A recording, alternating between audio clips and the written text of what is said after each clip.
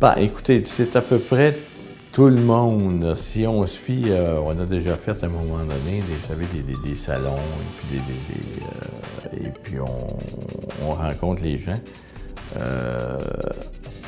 Le tofu, c'est quand même pas un produit qui est dispendieux. Si on le compare à de la viande, à d'autres produits. Donc, c'est à peu près tout le monde. Ça devient de plus en plus populaire aussi auprès des personnes âgées. Qui ont certains menus à respecter, et puis c'est une bonne source de protéines.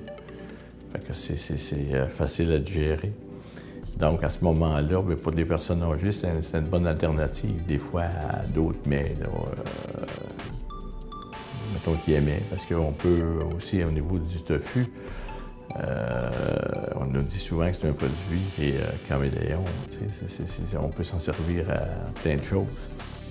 Fait qu'on peut faire plein de mets, plein de bonnes recettes avec ça, et puis qui vont des fois ressembler à nos mets. Prenez comme un exemple une sauce à spaghetti, une petite pizza. On peut faire des dips avec du tofu, on peut faire plein de choses. Fait qu'à ce moment-là, les gens, là, il s'agit que ça peut aller aussi loin que notre imagination peut nous mener. Fait que, vous savez, c'est pour ça que c'est sûr que les jeunes aussi, les adolescents et les jeunes familles sont de plus en plus sensibilisés à l'alimentation, donc sont de plus en plus sensibilisés aussi au tofu. C'est des clients. Et puis, c'est ça. C'est plus que c'était. Avant ça, je vous dirais, quand on a débuté, c'était les végétariens qui mangeaient du tofu. On avait du mal à faire manger du tofu aux gens qui étaient habitués à manger de la viande, par exemple. Mais aujourd'hui, je dirais que les gens mettent de plus en plus de tofu, exemple, dans le menu journalier. C'est sûr que les gens ne mangent pas du tofu tous les jours, mais ils peuvent faire 1 mets, 2 mets par semaine de tofu. Et puis, on peut mettre ça dans une salade. Exemple, notre tofu à saveur de feta. Ça met très bien avec... Ça peut faire une salade grecque, exemple, avec le feta que l'on fait. Fait que, on peut mélanger là, diverses... on peut très bien, exemple, on a le fameux notre tofu indien masala. On peut faire un riz avec ça. On peut mélanger le tofu à plusieurs ingrédients qui vont vous faire un bon repas et qui va être soutenant, qui va être nourrissant. Il y a eu des études il y a 2 ans qui ont été faites à l'Université de Montréal sur le public cible en fromage. Donc, normalement, c'est les 34 à 45 ans qui ont un revenu moyen. Donc, ce n'est pas les personnes qui sont les plus riches non plus. Un revenu moyen qui misent en fait sur leur alimentation. C'est vraiment leur principale valeur, c'est de bien manger. Par contre, nous, on le voit ici, on voit que notre clientèle rajeunit tranquillement, mais c'est certain qu'au début, on a vu plus des gens entre 45 et 60 ans. Et je me souviens d'avoir dit à une de mes amies une fois, c'est dommage parce que ma génération, elle ne vient pas acheter du fromage, parce que dans les principes, on apprend à l'école que c'est important l'achat local, puis je ne voyais jamais de jeunes. Puis je vous dirais que depuis 3 ans, il y a eu un gros revirement des petites familles, des jeunes, du monde de mon âge, du monde même plus jeune. Même, je vois des gens, je vois même des enfants, des enfants, ils ont 15-16 ans, leurs parents leur ont donné de l'argent, ils aiment vraiment le fromage de chèvre, ils viennent acheter. Donc, c'est maintenant très varié comme clientèle, mais notre clientèle cible, c'est sûr que c'est local, c'est Mercier, c'est Châteauguay, c'est la région ici. C'est ce qui nous intéresse, en fait, nous, c'est de produire un produit pour nos gens, notre population. On n'est pas des gens qui veulent exporter, on n'est pas des gens qui veulent accroître notre entreprise à un point tel qu'on ne sait plus où s'en vont nos produits. Donc, c'est ce qu'on voudrait vraiment, c'est cibler toute la région alentour ici, puis essayer de leur faire découvrir plein de saveurs différentes. De manière générale, mais ça, c'est pour l'ensemble des cidres du Québec, mais je le vois ici en boutique aussi. C'est surtout des jeunes femmes, donc de 25 à 35 ans, et des jeunes hommes aussi, je dirais, peut-être un petit peu moins. Mais il y en a dans tous les groupes d'âge, mais celui-là, il est vraiment plus fort. Si on peut comparer avec le vin du Québec, ça va être une clientèle un petit peu plus âgée qui va s'intéresser au vin, alors que les cidres, c'est vraiment plus des jeunes gens. Quand on a débuté, nos clients étaient tous ceux qui aimaient manger piquante. Là, aujourd'hui, après une décennie, on est devenu... nos clients cibles se trouvent ceux qui aiment ça manger de bon quoi manger. Alors, on dirait ce sont ceux qui cherchent sans gluten, ce sont ceux qui cherchent sans maïs, ce sont ceux qui veulent une garantie que leur quoi manger n'est pas génétiquement modifié. Ce sont ceux qui vont chercher sans pesticides, sans herbicides, sans cochonneries dans les pots. Nous sommes très, très, très particuliers avec nos ingrédients. Alors, les clients viennent parce qu'ils sachent que ce sont exactement qu'est-ce qu'ils mettraient sur leur propre table eux-mêmes si c'était à eux de créer les produits. Pour ce qui est commercial, ce sont les compagnies qui vont vouloir atteindre ce même marché, tout simplement. Donc oui, tout le monde est favorable à l'érable. Maintenant, dans la nature de nos produits, c'est vrai qu'on réalise quand même que la gente féminine est très favorable et très intéressée par les types de produits, surtout le liquoreux. Donc le liquoreux qui est un peu plus sucré, qui n'est pas nécessairement très fort en alcool, on tourne dans les environs de 13 à 14.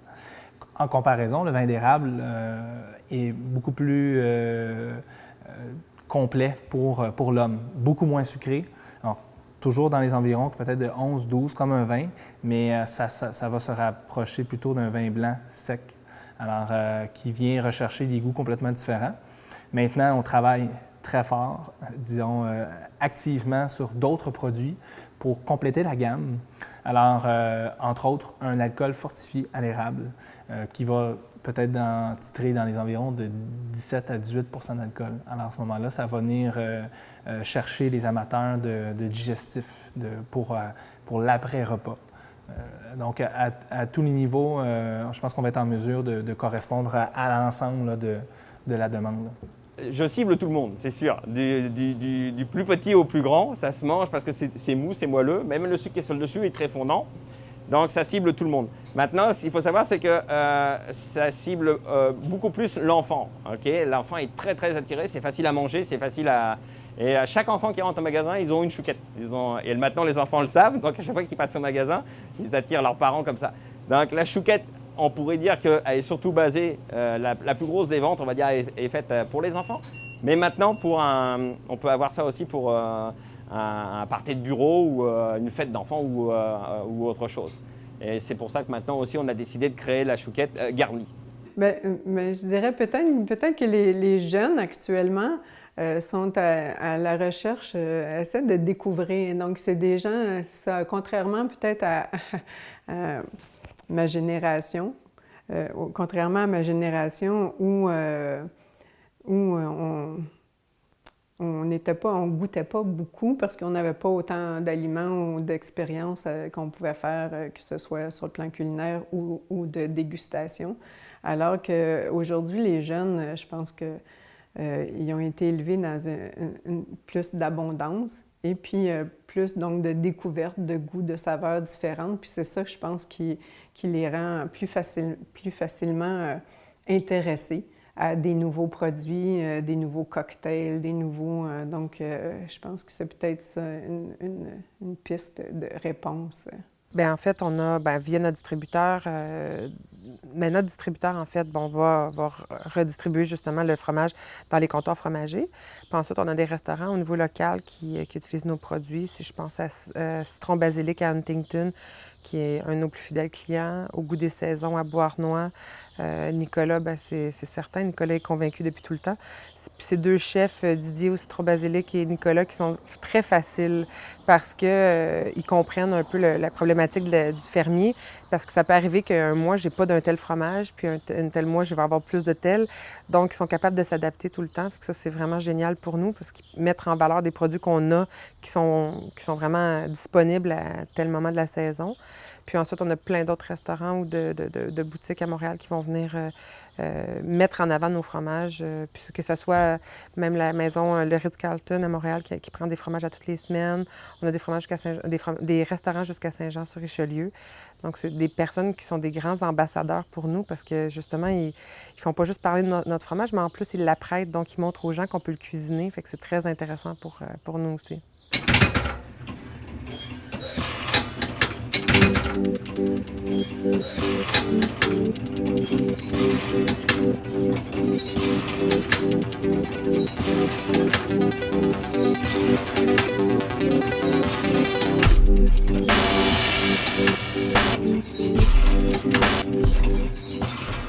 J'espère, puis on espère tout le temps, parce que nous, ça a quand même été, écoutez, on a passé une partie de notre vie là-dedans. Et puis, on espère en passant faire encore un bout. Mais c'était notre passion. Est-ce que nos enfants ou les gens qui vont suivre, ils vont avoir la même passion? Ça? On ne sait pas, on ne sait jamais. Ça. On l'espère, que nos proches l'aient, la même passion qu'on a eue pour cette entreprise. Mais c'est sûr qu'on a toujours progressé. On a commencé très artisanal quand on a commencé. Et puis là, on est rendu, on dirait, là, pas mal automatisé. Et puis, pour le personnel qu'on a, on a quand même une bonne production. C'est sûr qu'on rentre toujours des équipements. Nous, tous les ans, à peu près, on modifie, on grandit. C'est sûr que là, l'important, c'est de toujours progresser. Pas nécessairement de faire de grands bonds, mais de faire un pas à la fois puis d'avancer tout le temps. Ça a toujours été notre philosophie, si vous voulez, de toujours aller être sur un pas sûr vaut mieux qu'un grand saut, on ne sait pas ce qu'on a. Fait que de ce côté-là, on a toujours, depuis 25 et 27 ans, on a toujours progressé. Fait qu'on a bon espoir, puis on est plus aussi, on reste dans un credo qu'on connaît très bien, qui est la fabrication. Le tofu, c'est un élément de base. Fait que c'est sûr qu'on pourrait faire des mets préparés, des choses comme ça. Je vais vous dire, on est plus spécialisé, on va faire du vrac. Et puis, on va vendre le tofu, justement, aux gens où est-ce qu'ils veulent faire des mets préparés ou transformer le produit. Ça aussi, c'est un de nos marchés qu'on développe actuellement. Et puis, que c'est un marché qui pousse dans le moment, depuis quelques années. C'est un marché intéressant parce qu'il y a beaucoup de gens qui veulent faire des recettes.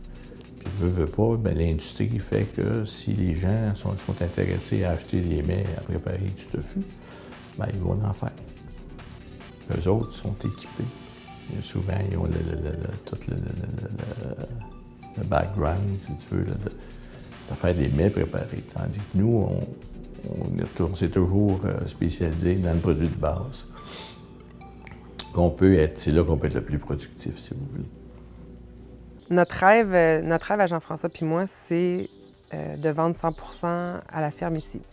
Donc, c'est d'avoir une ferme qui, un jour, ferme fromagerie, qui va être éducative, qui va souhaiter la bienvenue, dans le fond, aux groupes, aux écoles, qui va éduquer les gens un peu sur l'agriculture, parce que maintenant, on n'a presque plus personne dans nos familles qui est en agriculture. Donc, les gens ne connaissent plus c'est quoi un arbre, un plant de basilic, une chèvre. Donc, c'est un peu ça notre idéal. Mais pour y arriver, bien là, on est en étape. Donc, on a construit la fromagerie ici il y a 4 ans. Ensuite, notre deuxième plan, c'est la chèvrerie. Donc, on est en train d'établir les plans avec avec un architecte, ensuite ça va s'en aller à l'ingénieur, ministère de l'Environnement. Bon, on sait que c'est toujours un peu compliqué. Donc, c'est vraiment d'avoir une chèvrerie qui va montrer un peu, qui va avoir de l'espace pour montrer aux gens comment on traite les chèvres, comment on s'en occupe, mais en étant aussi avec une biosécurité. Donc, c'est un peu la problématique. Quand on veut laisser les gens rentrer, bien, c'est sûr qu'il y a toujours des risques après pour notre troupeau. Donc, c'est là-dedans qu'on est. On est à dessiner cette chèvrerie idéale. Puis, je pense que c'est là où on veut s'arrêter, c'est de peaufiner tout ça par la suite. C'est d'avoir des panneaux d'interprétation dans le verger, dans l'érablière. On a des idées d'informations virtuelles un peu avec les gens qui vont pouvoir se promener comme dans un musée avec des écouteurs puis découvrir un peu la place ici. Mais on n'a pas d'intention de devenir une usine ou une multinationale. Donc, on ne veut pas agrandir pour vraiment doubler notre production ou la tripler. On veut juste vraiment être dans la diversité puis offrir le plus de produits possible aux gens. Puis même souvent, on se fait dire qu'on n'est pas assez, on n'a pas assez le sens de l'entrepreneuriat parce qu'on n'est pas assez motivé par agrandir notre entreprise. Mais nous, ça nous convient comme ça. On a vraiment envie de rester proche de nos animaux puis de rester proche de nos produits puis de nos clients surtout. Non, à l'âge où on est rendu, mon conjoint et moi, on veut avoir une petite entreprise, une belle petite entreprise quand même qui est rentable puis dans laquelle on est capable de réinvestir puis de se développer, mais pas se développer nécessairement en termes de quantité de produits, plus en termes de qualité, de variété aussi, parce que là, on a seulement 4 produits, donc éventuellement, on va augmenter la gamme de nos produits, mais on ne veut pas devenir une grande entreprise. Nos défis, on les a déjà réalisés dans une autre vie. Et là, on veut s'amuser, puis en même temps, faire profiter à nos clients des bons produits que l'on fait. Pour moi, le domaine de la branche se divise, disons, en 2 secteurs. Il y a en 2 volets. Il y a le volet agrotourisme. Pour l'agrotourisme, encore là, ça se fait en étapes. Cette année, c'est une formule de vignoble que moi j'appelle. Alors, on est ouvert cette année que les fins de semaine. On a ouvert pendant 2 mois. On est ouvert encore jusqu'au 17 octobre. Alors, on accueille les samedis, les dimanches, les lundis. On est en mesure de faire découvrir nos produits. Et puis, les gens peuvent profiter du site, donc s'informer sur les procédés. Et puis, profiter profiter un peu de l'ambiance, de la tranquillité que peut leur offrir un endroit comme ça ici, un peu plus retiré de la ville, si on peut dire. Maintenant, pour l'année prochaine, déjà, on va ouvrir la semaine. On va ouvrir presque 5 jours semaine. Et là, on regarde la possibilité peut-être d'un petit volet bistrot. Alors, on va inviter les gens à venir pique-niquer directement ici avec les produits qu'on sera en mesure d'offrir. Alors, par exemple, un style panini grillé, les sandwichs, quelque chose de simple, quelque chose de très frais. Et puis, évidemment, bien, on a toujours la possibilité d'accompagner le repas avec les tartes. On fait tartes, confiture, marinade, pommes fraîches, jus de pommes frais. Et évidemment, bien, toujours les alcools pour accompagner le repas. 2015, sans nommer nécessairement des dates encore, mais on a bon espoir là, que d'ici 2 ans, on sera en mesure de monter le projet, ce que nous on appelle cabane à pommes. Alors encore là, c'est de l'innovation, c'est l'idée d'offrir des repas de A à Z, la même chose que pendant le temps des sucres, la même formule, c'est-à-dire un repas qui est déposé sur les tables, un service convivial, c'est pas un style buffet. Donc, on apporte un plateau avec de A à Z le repas, par exemple. Donc, il va y avoir l'entrée, il va y avoir le repas principal et puis le dessert. Dans tous les cas, à saveur de pommes, contrairement à l'érable. Moi, je rêverais que les gens aient la possibilité de cueillir les pommes, de boire le jus de pomme frais. Et au lieu de, par exemple, la tire sur la neige, et puis au niveau du repas, bien, l'imagination n'a pas de limite. On peut regarder avec toutes sortes de repas comme du rôti de porc aux pommes. Il peut y avoir, mettons, au niveau du dessert, croustarde, tarte aux pommes, beignet aux pommes, par exemple.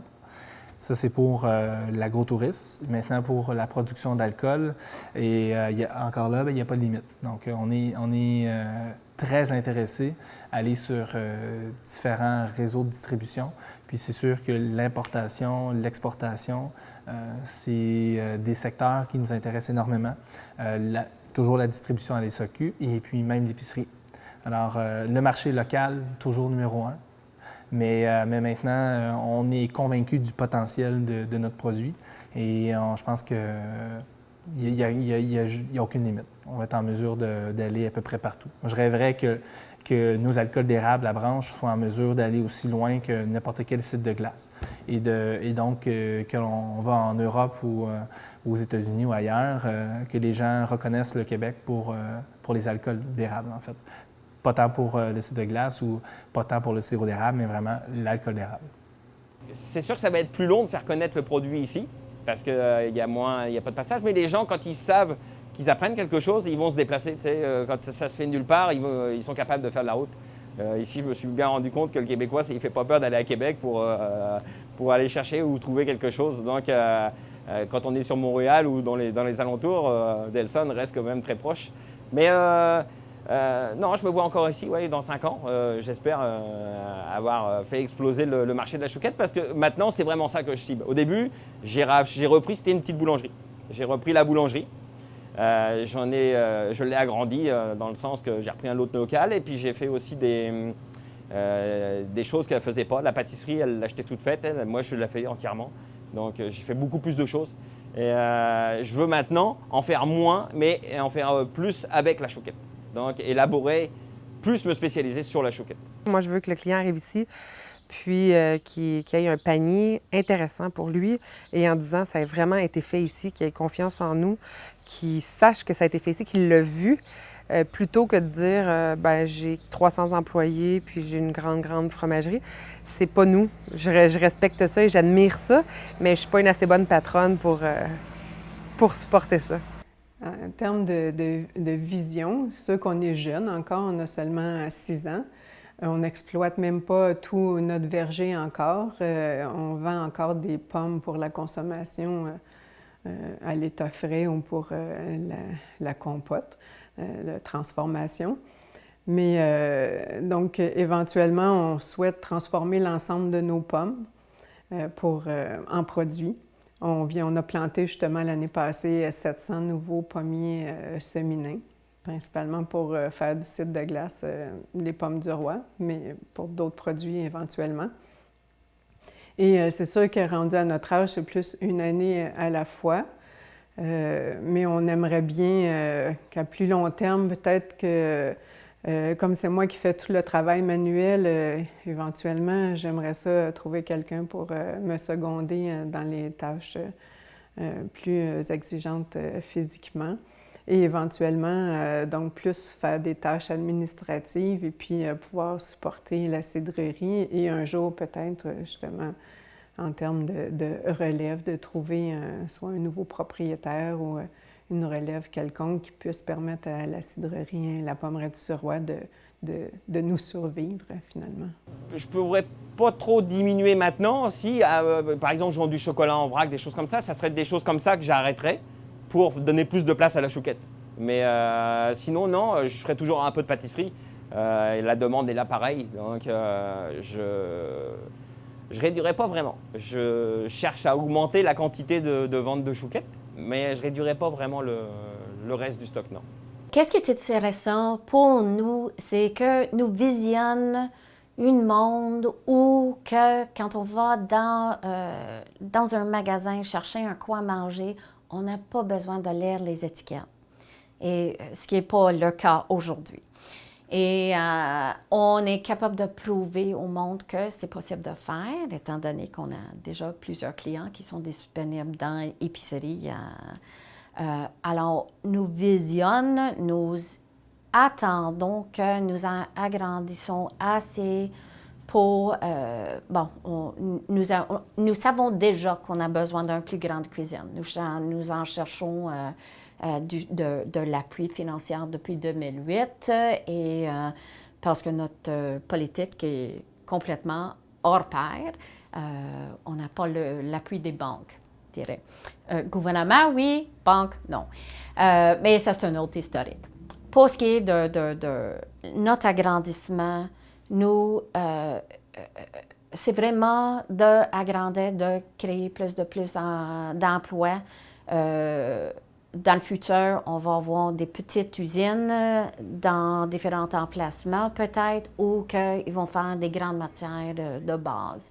Je dirais certaines plantations en Haïti, on a l'intention d'avoir une usine qui fait que de cueillir, trier, traiter à un certain niveau, des piments, peut-être de l'ail, des oignons, des choses comme ça, qui vont non seulement nous aider à emmener nos piments qu'on veut, mais qui vont leur donner ce qu'il leur faut pour augmenter le même style d'entreprise là-bas.